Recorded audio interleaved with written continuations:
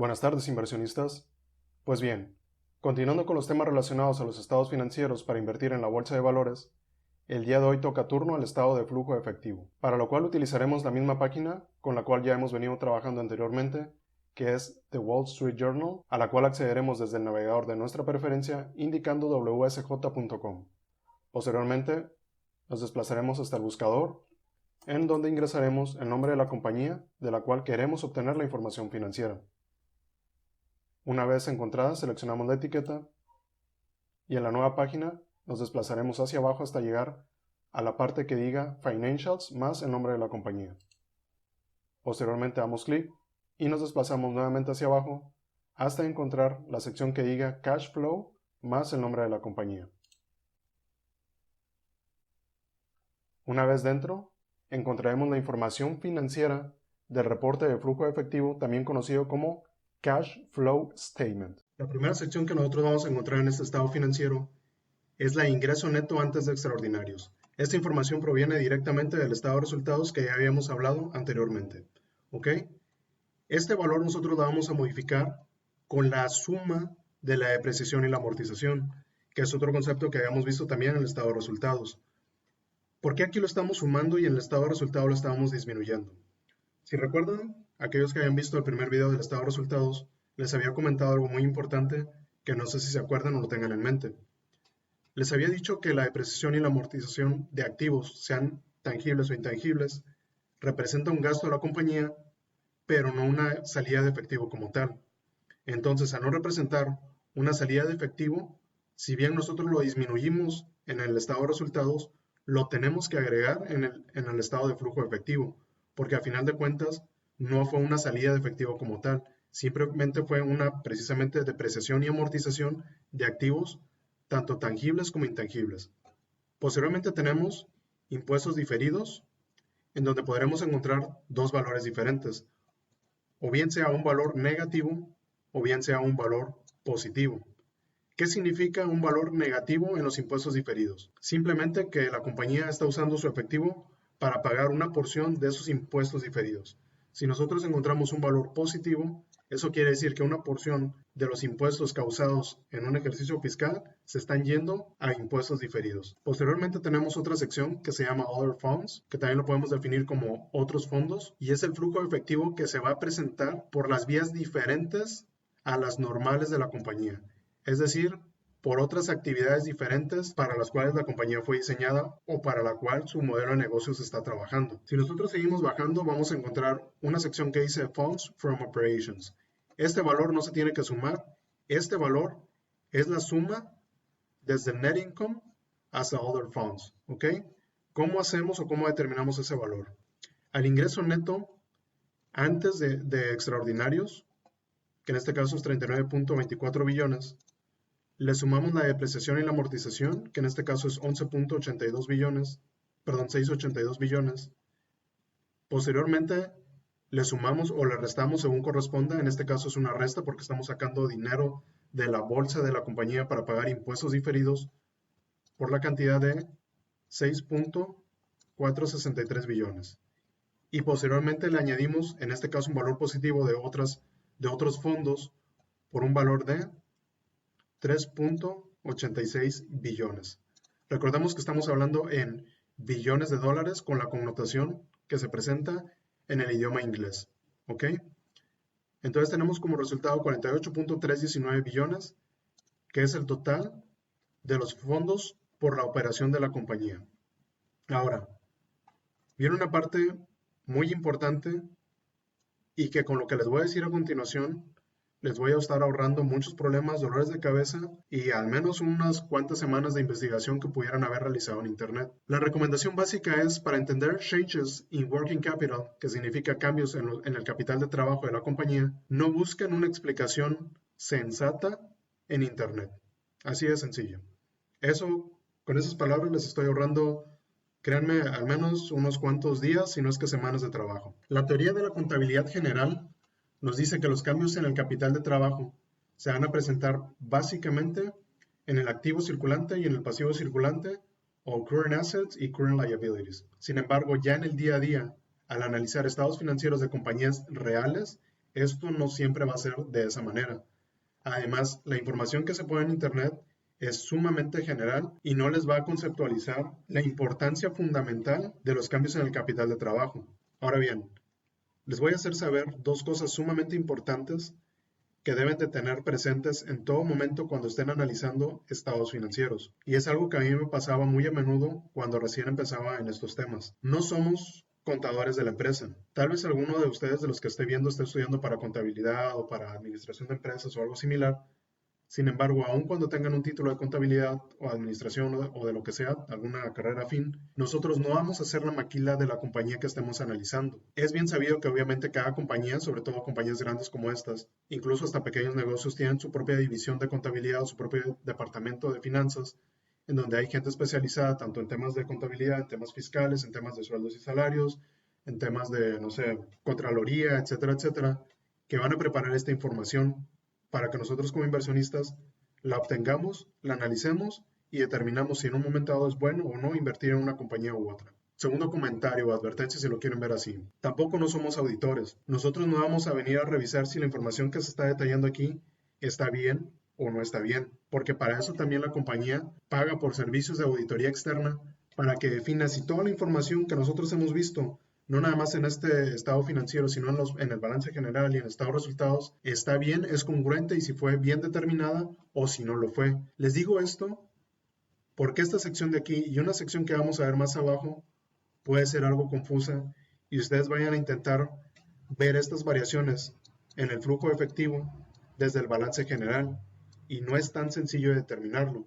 Si es posible, si tuviéramos toda la información a la mano de la compañía y viéramos tal vez sus cuentas de banco, cuáles fueron los flujos de efectivo que recibió, cuáles son las cuentas pendientes de pago, cuáles fueron las que tenía al principio, etcétera, etcétera. Pero como nosotros somos inversionistas individuales, tal vez no tengamos, al menos de manera individual, el suficiente peso como para que la compañía nos proporcione toda la información que nosotros necesitemos para determinar las variaciones de estas cantidades.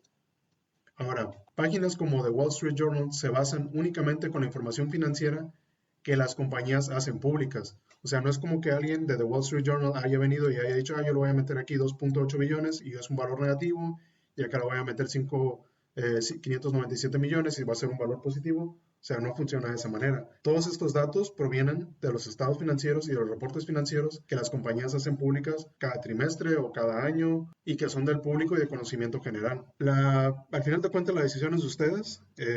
Yo lo dejo en sus manos. Si quieren hacer su investigación por propia cuenta, háganlo. Yo únicamente les digo mi experiencia y lo hago no con el fin de que no aprendan más, sino de que se ahorren tiempo valioso para que aprendan tal vez otras cosas que realmente sí vayan a serles útiles a la hora de invertir. Y como les digo, la decisión al final de cuentas va a quedar en manos de cada uno de ustedes. Yo únicamente les hago esa observación o ese consejo para que no vayan en un momento dado a toparse con información un tanto contradictoria en Internet y esos valores que ven aquí pues no les vayan a coincidir o no vayan a saber de dónde determinarlos. Lo que sí es importante saber es qué significa cada uno de los movimientos que tiene, porque hay valores positivos, porque hay valores negativos, porque en un momento dado puede ser negativo y posteriormente positivo, o porque puede ser positivo en un año y después negativo en otro. Y eso sí se los voy a explicar porque es lo que nosotros debemos de analizar. Comenzaré con la parte que dice Other Assets and Liabilities, ¿ok? Que lo podemos definir como otros activos y otros pasivos. Si nosotros vemos un valor positivo aquí, significa que el movimiento de flujo efectivo que hubo entre otros activos y otros pasivos fue positivo. Es decir, le cargamos más a otros pasivos para poder contar con más efectivo o flujo efectivo. Si nosotros venimos a la siguiente línea, Income Taxes Payable, un valor positivo significa que nosotros estamos enviando más de los impuestos causados a la compañía a impuestos diferidos y nos estamos quedando con ese flujo efectivo para poder manejarlo a favor obviamente de la compañía. Posteriormente en la línea de Accounts Payable, un valor positivo significa que la compañía está dejando una mayor cantidad de cuentas pendientes de pago, que está incrementando, por decirlo así, sus cuentas pendientes de pago para poder contar con ese efectivo que en algún momento sí va a tener que pagar, pero contar con ese efectivo en el momento, en el presente, para poder seguirlo manejando, para poder darle vuelta e invertir, no sé, puede ser en CAPEX o puede ser en adquisición de activos, digo, en infinidad de cosas. Si nosotros viéramos un valor negativo, como es en este caso, eso significaría que la empresa está desembolsando de su dinero, de su cartera, dinero en efectivo para pagar precisamente cuentas por pagar. Posteriormente tenemos la sección de inventarios. Si tenemos un valor positivo, eso quiere decir que la empresa le dio vuelta a su inventario y obtuvo dinero en efectivo de las ventas que haya realizado la compañía del inventario que ya tenía. Si nosotros vemos un valor negativo, por el contrario, significa que se está incrementando el inventario y que no le está dando la vuelta suficiente como para tener un flujo de efectivo positivo, como es el contrario en este caso de 597 millones para el año 2019. Posteriormente tenemos los receivables, que son las cuentas pendientes de cobro o las cuentas por cobrar. Si nosotros vemos un número negativo, como es en este caso, de 2.812 billones, significa que la empresa está dejando una mayor cantidad de sus cuentas pendientes de cobro, ¿ok? Está incrementando, por decirlo así, sus cuentas por cobrar. Si viéramos un valor positivo, eso quiere decir que está reduciendo sus cuentas por cobrar y que está ejerciendo ese derecho de cobro y está incrementando su flujo de efectivo positivo. Estos valores que ven aquí, tanto de cuentas por cobrar, de inventarios, de cuentas por pagar y demás, puede cambiar también de una empresa a otra. No todas las empresas manejan los mismos conceptos en esta sección de aquí, independientemente de si es un sector u otro, porque cada una obtiene ingresos o flujo de efectivo de diferentes fuentes. Ahora bien, para determinar el cambio en el capital de trabajo, lo que vamos a hacer es únicamente tomar, en este caso, los 2.920 billones de otros activos y otros pasivos, sumarlo al valor de los impuestos por pagar de los ingresos, que en este caso es 2.929, le vamos a agregar los 232 millones de las cuentas por pagar, le vamos a sumar los 0.597 millones del inventario y le vamos a restar los 2.812 billones de las cuentas por cobrar. Esto nos da un total de 3.866 billones y este valor es el cambio en el capital de trabajo, ¿ok? De 3.866 billones. ¿Qué es bueno ver aquí? ¿Es bueno ver un valor positivo o es bueno ver un valor negativo? Esto va a depender, aquí sí, de en qué sector se encuentra la empresa que estamos analizando. En este caso, como estamos hablando de Microsoft, es más común ver valores positivos en el cambio de capital de trabajo. Es muy raro ver valores negativos.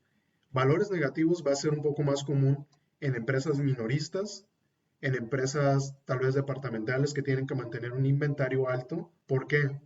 Porque su cambio en inventario no va a ser positivo la mayoría de las veces, porque para que puedan seguir funcionando, deben de tener un inventario para que la gente siga yendo, siga comprando, ellos sigan obteniendo efectivo y reinvirtiéndolo en inventario principalmente para poder seguir funcionando. Imagínense una empresa, una tienda comercial, que primero se espera agotar su inventario para posteriormente volver a comprar, pues obviamente la gente no va a ir ahí.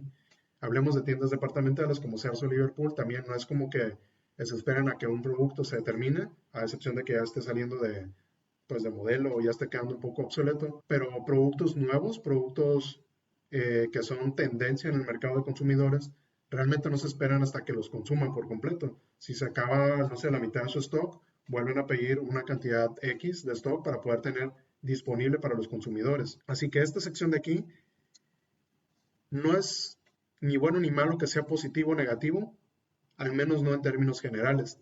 Depende mucho de la empresa de la cual estemos hablando.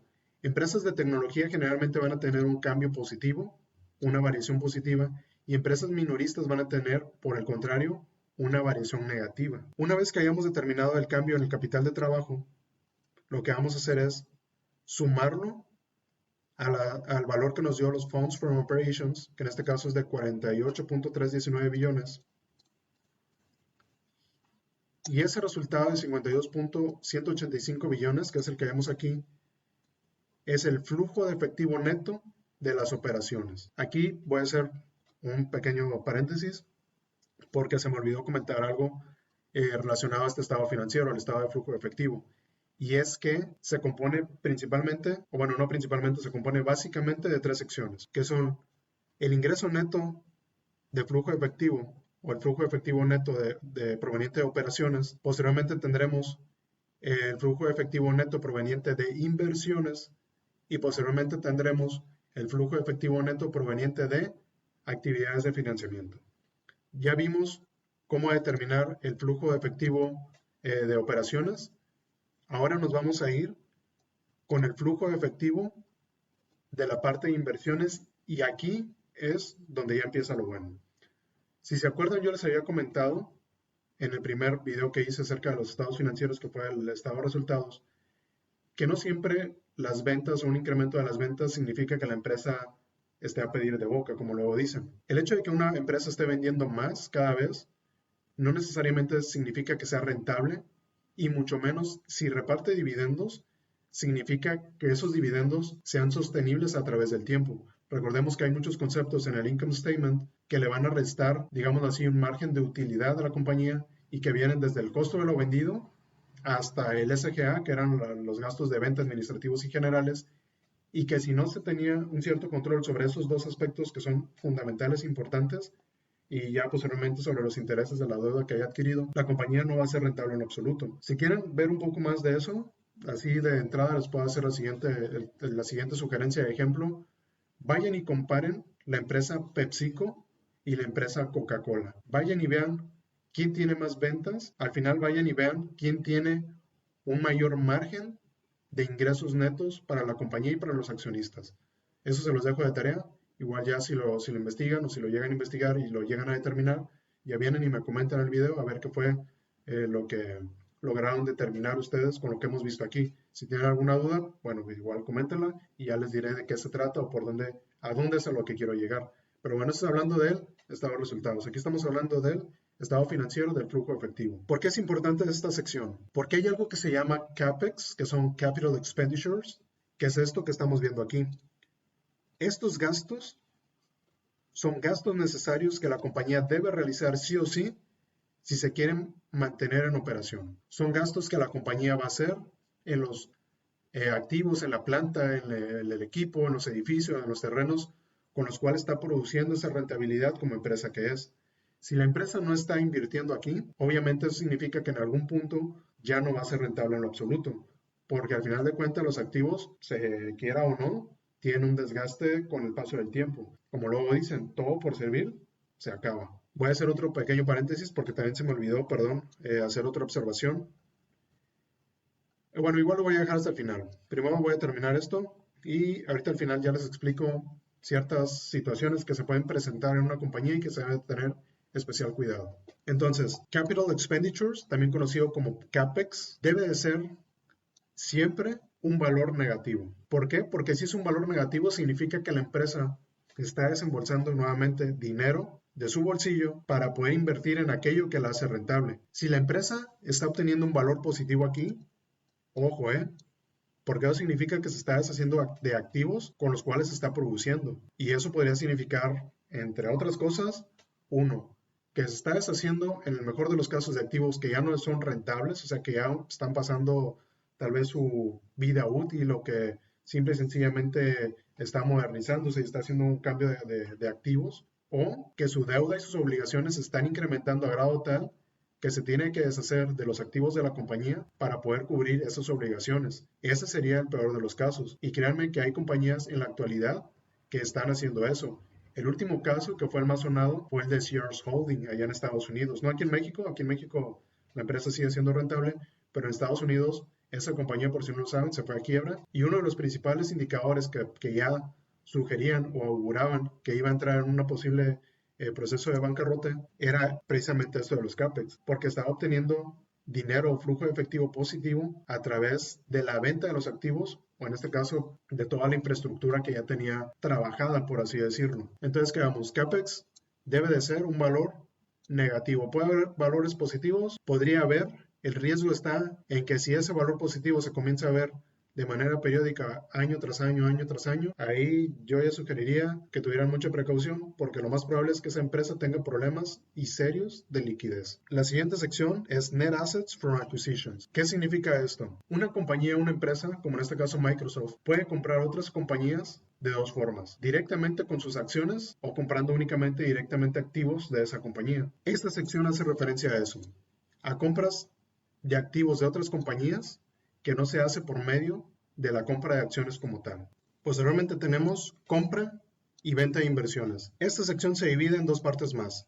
Primero, la compra de inversiones. ¿Qué queremos dar a entender por compra de inversiones? Aquí se va a reflejar el flujo de efectivo que se haya utilizado para inversiones en, por ejemplo, los T-bills, que son como los CETES allá en Estados Unidos, bonos, acciones o cualquier otro instrumento similar. En este caso siempre va a representar un valor negativo porque estamos haciendo una compra, es decir, estamos sacando dinero de nuestro bolsillo para realizar una compra de esos instrumentos de inversión. ¿Por qué hace esto una compañía? Obviamente si tiene un excedente considerablemente grande de dinero en efectivo, el cual no está moviendo, el cual no está, digámoslo así, trabajando dentro de la misma compañía, bien sea para invertir en CAPEX o para comprar inventario o para pagar impuestos, etcétera, etcétera, ese dinero no se puede quedar parado. De hecho, es algo que les he dicho muchas veces a ustedes. Si tienen dinero, es mejor que lo pongan a trabajar porque si no, ese dinero está perdiendo valor. Y no solamente aplica en personas, sino, como se pueden dar cuenta, también aplica en empresas como Microsoft, como Apple, como Facebook, como ustedes mencionen, la que ustedes quieran, generalmente hacen este tipo de inversiones. Porque al tener un exceso de efectivo, si no lo mueven, ese efectivo va a perder valor y por ende la compañía va a perder rentabilidad. Posteriormente tenemos la venta de inversiones que ya maduraron, que ya llegaron a un punto de culminación, en el cual siempre vamos a ver un valor positivo. ¿Por qué?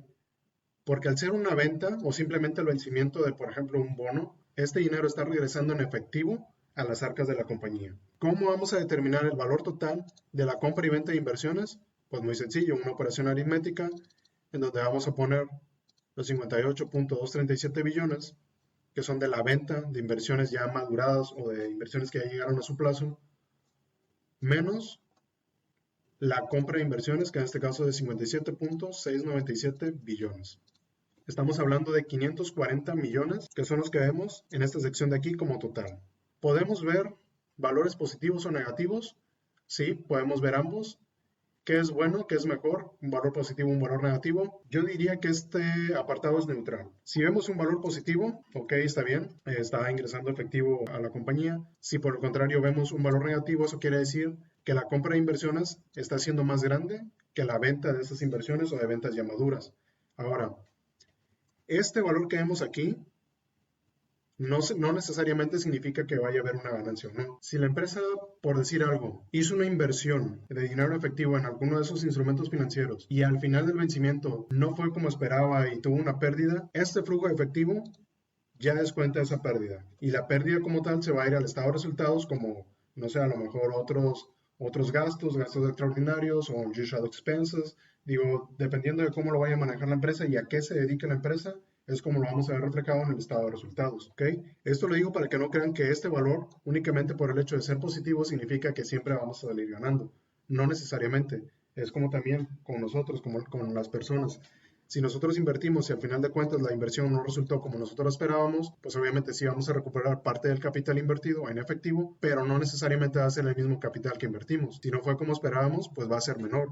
O si sí fue como esperábamos, ya va a estar incluida la ganancia. En este caso, bueno, habría que revisar el reporte anual para ver qué es lo que nos está diciendo Microsoft. Digo, si es que en algún momento lo detallan, ya que no todas las empresas detallan el manejo de esto. Algunas sí, por ejemplo, Berkshire Hathaway, empresas financieras, pues también tienen que detallarlo, pero empresas como Microsoft, como Coca-Cola, como Apple, no necesariamente lo hacen un detalle tan riguroso como tal, a no ser que sea algún evento extraordinario en donde sí deberá detallar esa información al pie de la letra. Seguimos bajando y encontraremos una sección que se llama Other Uses, otros usos y Other Sources, es decir, otras fuentes de ingreso referentes, en este caso estamos hablando de actividades de inversión, ¿ok? Estamos hablando de flujo efectivo provenientes de actividades de inversión.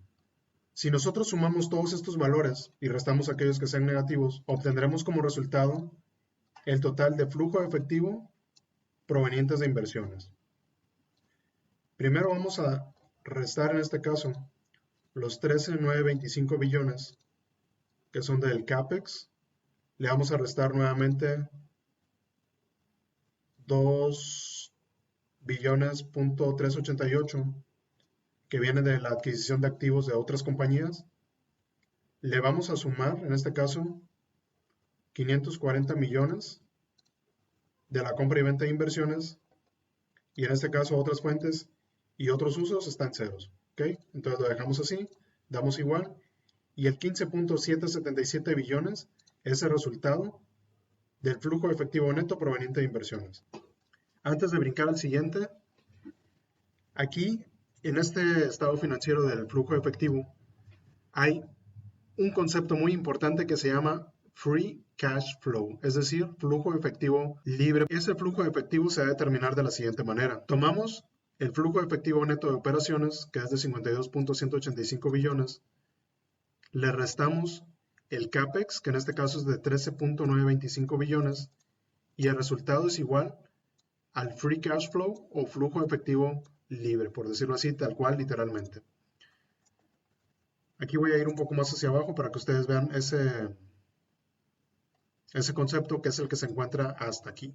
38.260 billones, que es el resultado que acabamos de obtener al hacer la diferencia del flujo de efectivo neto de operaciones menos el CAPEX. Este valor es uno de los principales que yo tomo en cuenta y creo que muchas personas también lo toman en cuenta con este reporte financiero.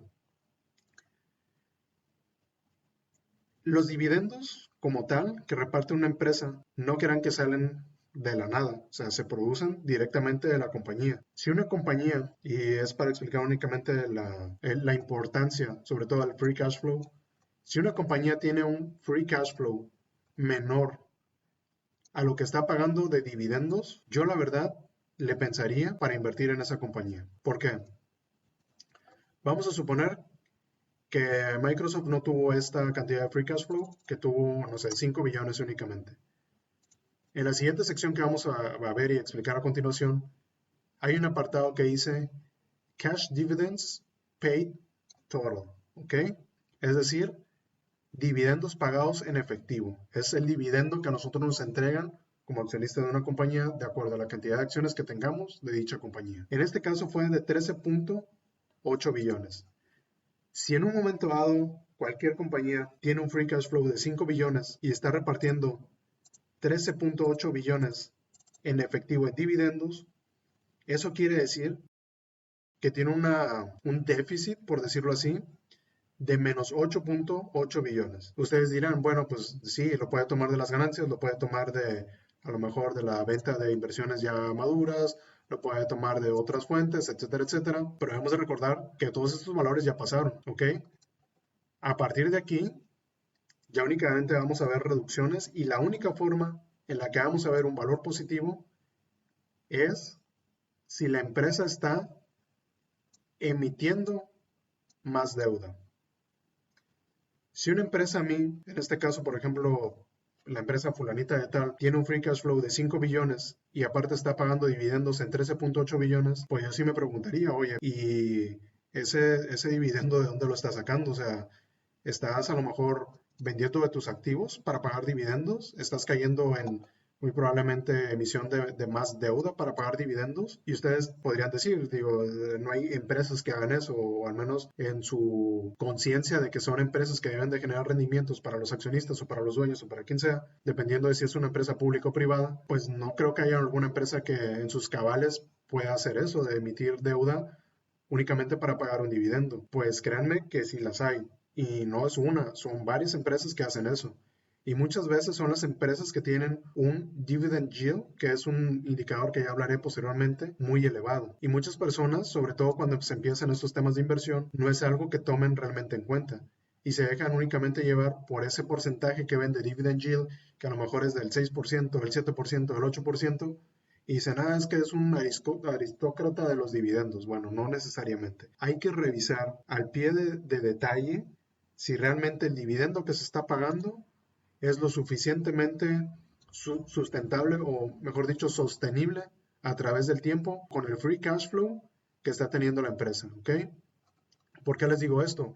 Porque a lo mejor ustedes podrían haber visto alguna empresa y dicen, es que paga un dividendo, o sea, está al 8%, 9%, 10%, pero aún no han determinado si realmente las ganancias que está teniendo, o bueno, no las ganancias, sino el flujo efectivo que está teniendo la compañía es el suficiente para cubrir ese dividendo. Y la mayoría de las veces, se los digo, no todas, pero sí digamos que un 50-50 de las compañías que tienen dividendos altos, exceptuando todas las fibras y los REITs que son de inmobiliarias, las cuales rentan, y tienen ingresos por esas rentas, bueno, esa sería la excepción. Únicamente ese tipo de empresas deben de tener cuidado con el dividendo que paguen y venirse directamente al estado financiero de flujo de efectivo y determinar si ese dividendo es sostenible a través del tiempo o no.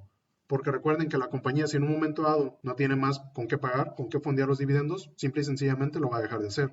Ahora, hay compañías que tienen una cotización muy pequeñita y lo que hacen es elevar el dividendo a base o a costillas de deuda para que la cotización pues aumente y eso beneficie principalmente la parte mayoritaria de la compañía, que sería al final de cuentas la parte interesada de que las acciones suban de precio, pero lo están haciendo a costillas de una deuda y de un dividendo mal planteado o mal manejado. Ya cuando hablemos o veamos ejemplos prácticos de alguna compañía en específico, ya veremos cómo es, o ya verán ustedes cómo es que yo determino si es rentable o si no es rentable el dividendo. No rentable, tal vez si es sostenible a través del tiempo. En este caso, digo, no hay ningún problema. Microsoft tiene unos ratios de liquidez y unos ratios de deuda contra capital contable que la verdad muchas empresas ya lo desearían. Digo, no es de las mejores, pero sí está, digámoslo así, bien posicionada o bien parada dentro de los fundamentales que tiene. Lo único es que su precio de cotización, bueno, está muy elevado, pero es precisamente por eso, porque sabe el reconocimiento de la marca, el potencial que tiene la empresa, que no tiene problemas de liquidez, que su deuda está bien controlada, etcétera, etcétera. Y eso hace que las empresas empiecen a cotizar de una manera más elevada, pero como quiera hay que tener en cuenta otros aspectos, no únicamente esto, otros aspectos, pero al menos hablando en específico de Microsoft, que tiene un free cash flow de 38.260 billones y un dividendo de apenas 13.8 billones, si se dan cuenta aún le siguen quedando 24 billones en efectivo para hacer con ellos lo que quiera, pagar deuda, dejarlos como una provisión para reinvertir después, tiene incluso un poco de margen para ampliar un poco esa deuda o tal vez refinanciarla. Digo, tiene suficiente efectivo en mano, ya disminuyendo el CAPEX y los dividendos, como para que no se tengan que preocupar de liquidez, al menos por un buen tiempo. Ahorita vamos a ver otra parte muy importante de esto, que también es vital tomar en cuenta, pero al menos yo, si hasta este punto llegara el reporte, obviamente yo no tendría ningún inconveniente en invertir, pero obviamente todavía falta hablar de algunos otros aspectos, así que continuamos con lo que sigue. Posterior a los dividendos, tenemos un cambio en la emisión o en la compra de acciones. La recompra de acciones, ya por ahí había hablado en un video que se llama, si no mal recuerdo, cómo gano en la bolsa o cómo gano al invertir en la bolsa, que está allá en el canal. Igual se las voy a estar dejando en alguna de las etiquetas para que lo vean. Les había dicho que la recompra de acciones es positiva siempre y cuando obviamente haya efectivo con el cual pagar, que ya habíamos visto que eran alrededor de 24 billones y aquí únicamente se está haciendo una recompra de 19.5, digo, no hay ningún inconveniente. Pero el único problema que yo vería aquí es que yo no invertiría, al menos de momento, en esta empresa, principalmente por su indicador PER, que está como alrededor de 30. A mí no me gusta que las empresas hagan recompras de acciones cuando las cotizaciones están altas. Si yo no tengo planeado hacer una compra de alguna acción de una compañía, no me gustaría ver que esa compañía hiciera una recompra de acciones, porque si a mi parecer estuvo cara, entonces está gastando el dinero de los accionistas en comprar sus propias acciones que se están cotizando de una manera cara en el mercado. Ese sería como que un punto malo aquí si estuviéramos analizando Microsoft, que está destinando 19.5 billones a comprar acciones que en el mercado están cotizando realmente por arriba de un precio razonable, o sea, están pagando una prima por comprar sus propias acciones. Posteriormente también tenemos la emisión tanto de acciones comunes, acciones ordinarias como acciones preferentes, y la diferencia entre estos dos valores va a dar como resultado el cambio en el capital proveniente de acciones, ¿ok? En este caso tenemos una emisión de 1.142 billones de acciones tanto preferentes como ordinarias y tenemos la recompra de 19.543 billones que da como resultado 18.401 billones de dólares que corresponde al cambio en el capital de las acciones, ¿ok? Posteriormente tenemos la parte que les comentaba hace un momento, la emisión o reducción de la deuda neta. Aquí podemos observar si hay un cambio en la deuda a corto plazo o si hay un cambio en la deuda a largo plazo. En este caso únicamente hubo un cambio en la deuda a largo plazo. No está emitiendo más deuda, que es algo positivo, es algo bueno. De hecho, Microsoft, como les decía, Su indicador de deuda contra capital contable es realmente de los mejores que he visto y está reduciendo su deuda a largo plazo en 4 billones, ¿ok? Entonces tiene únicamente una reducción, no hay ninguna emisión de deuda nueva, el cambio en su deuda a largo plazo es de 4 billones, no hay deuda a corto plazo y el cambio, en este caso una reducción de la deuda neta a largo plazo, ¿ok? En 4 billones. Incluso si nosotros sumáramos, si se dan cuenta, los 19.5 más los 4 billones, estamos hablando de 23.5 billones, todavía quedará algo así como un billón libre, aún después de haber pagado dividendos, aún después de haber invertido en CAPEX, aún después de haber recomprado acciones caras, ya lo dije, a mi parecer, todavía seguiría teniendo $1 billón en mano. Otras fuentes de financiamiento, aquí está enviándolo a otros usos.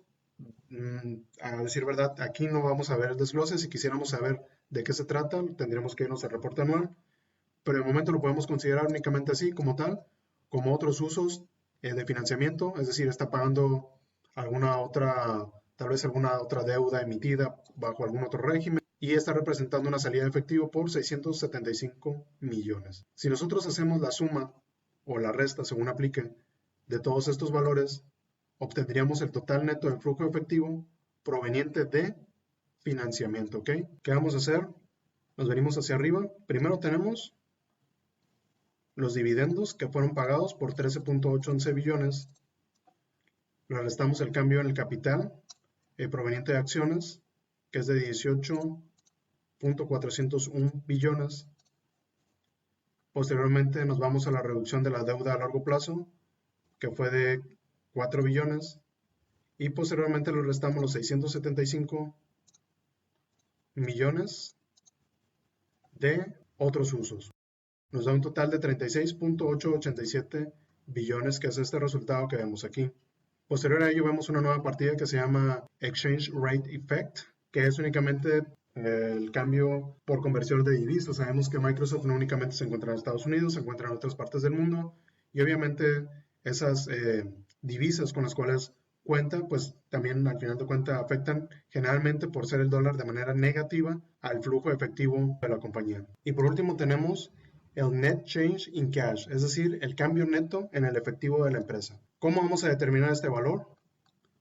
Nos regresamos hasta el total neto de flujo efectivo proveniente de operaciones, que en este caso era 52.185 billones. Le restamos el flujo neto proveniente de inversiones, que en este caso fue de 15.773 billones. Y posteriormente le restamos el flujo neto proveniente de financiamiento, que en este caso fue 36.887 billones. Le restamos adicional el efecto de la tasa de cambio, que en este caso fue de 115 millones, y obtenemos 590 millones como un valor negativo, ¿ok? Que es este valor que vemos aquí en el valor neto del cambio efectivo. ¿Esto en qué afecta o en qué beneficia? Si nosotros tenemos un valor positivo, se va a ver reflejado directamente y este valor sí lo vamos a ver reflejado de manera directa en el efectivo con el cual cuenta la compañía en el balance general. ¿Cómo lo vamos a hacer? Aquí me voy a ir un poco hacia arriba, voy a entrar al balance general y vamos a hacer lo siguiente. Nosotros vamos a tomar el valor de 590 millones como un valor negativo, que ya lo tenemos aquí. Nos vamos a ir al balance general, a la sección que diga Cash Only, ¿ok? Es un valor que ya habíamos visto en el video pasado. Y nos vamos a ir en específico al valor del cash o del efectivo del ejercicio inmediato anterior. En este caso estamos en el 2019, bueno, nos vamos a ir al del 2018. Y le vamos a añadir, en este caso, el valor positivo que tiene en el balance general la sección del cash, ¿ok? Del efectivo. La diferencia, o si quieren verlo de otra manera, más fácil. Tomamos el efectivo que hay en el balance general y le restamos los 590 millones del cambio neto en el efectivo de la compañía que vimos en el estado de flujo efectivo. Realizamos la operación y obtenemos 11.356 billones. Esta diferencia es esta diferencia que está aquí. Nosotros estamos comparando, entonces, como una conclusión muy general, con estos resultados que están aquí, cómo cambió, cómo se movió el efectivo del periodo 2018, que eran 11.946 billones, al periodo 2019, que da como resultado 11.356 billones. Si nosotros hubiéramos estado analizando, por decir, el 2018 con 4.283 billones con un valor positivo, es decir, aquí hubo un cambio positivo en el flujo efectivo de la empresa, hubo un incremento en el valor del cash o en el valor del efectivo de la compañía, y lo añadiéramos al balance general del 2017, que en este caso es de 7.663 billones, de la sección de Cash and Short-Term Investments o de efectivo y equivalentes de efectivo, únicamente de la sección de Cash Only, obtendríamos el siguiente resultado. 7.663 billones, 42.83, ¿ok? Más 4.283 billones. 11.946 billones, que es el resultado al final del ejercicio 2018, ¿ok? Entonces, si hubiéramos analizado únicamente el 2018, que son estos valores que se ven aquí en la columna que dice 2018, todos estos valores hubieran representado el flujo efectivo que tuvo la compañía del ejercicio 2017 al ejercicio 2018. Básicamente, ese es el uso y la importancia de este estado financiero. Independientemente, digo que también es muy importante considerarlo, de la sostenibilidad de los dividendos a largo plazo, de ver si la compañía está vendiendo o está invirtiendo en la compañía en sí misma, en los activos que generan valor, en ver si hay un valor positivo en el flujo efectivo desde la operación natural y normal de la compañía.